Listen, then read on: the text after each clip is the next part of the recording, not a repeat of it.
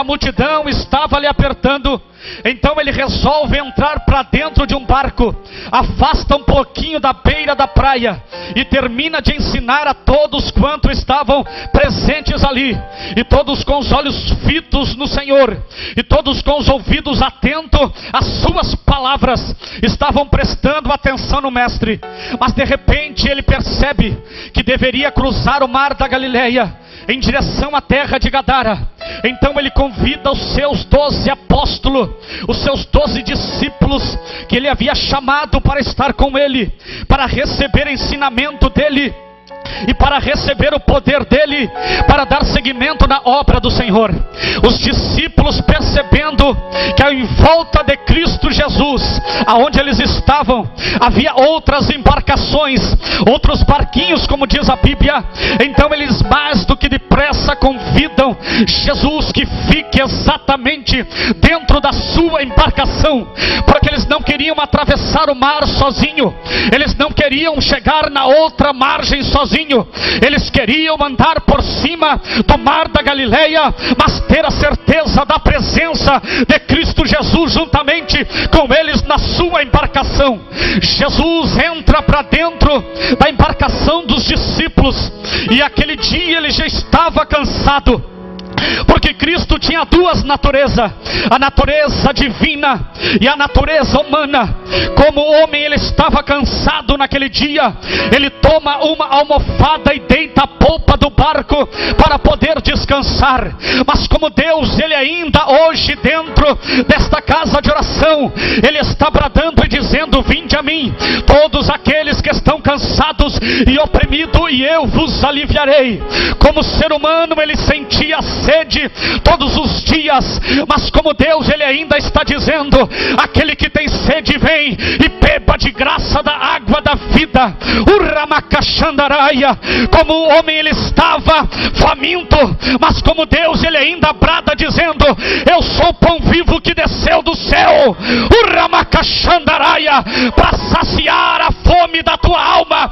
O pão vivo que desceu do céu, ele está aqui dentro desta casa de oração esta noite. E quem é que está sentindo a presença dele? Levanta a mão e glorifica o nome do Senhor. Jesus entra para dentro da embarcação dos discípulos, e quando o Senhor está dentro da embarcação dos discípulos, eles tomam o remo, eles tomam a direção a outra margem, aonde deveriam chegar. Os discípulos eram homens pescadores, homens peritos dentro do mar da Galileia. Eles tomam a embarcação e se dirigem em direção à outra margem. Mas quando a Bíblia diz que eles estão no meio do mar da Galileia, o vento sopra. A Bíblia diz que uma tempestade, ela soprou em direção à embarcação que os discípulos estavam.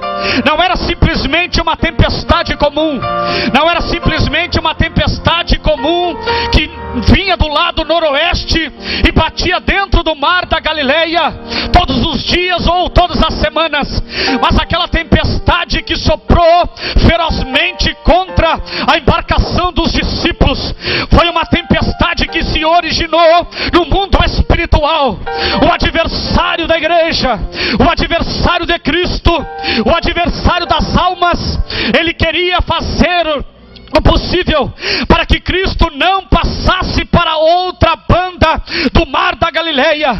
E o intuito através daquela tempestade, o intuito através daquelas ondas, era exatamente naufragar a embarcação que os discípulos estavam, para que eles não atingissem o objetivo, para que Cristo não libertasse aquela vida, para que ele não alcançasse aquele homem do outro lado do mar da Galileia. O vento soprou, a Bíblia diz que o mar se agitou, as ondas se levantaram tremendamente, e diz a Bíblia que começou a entrar para dentro da embarcação aonde os discípulos estavam.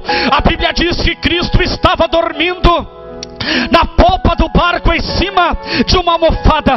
O vento soprou, as ondas se levantaram e começaram a entrar para dentro da embarcação dos discípulos.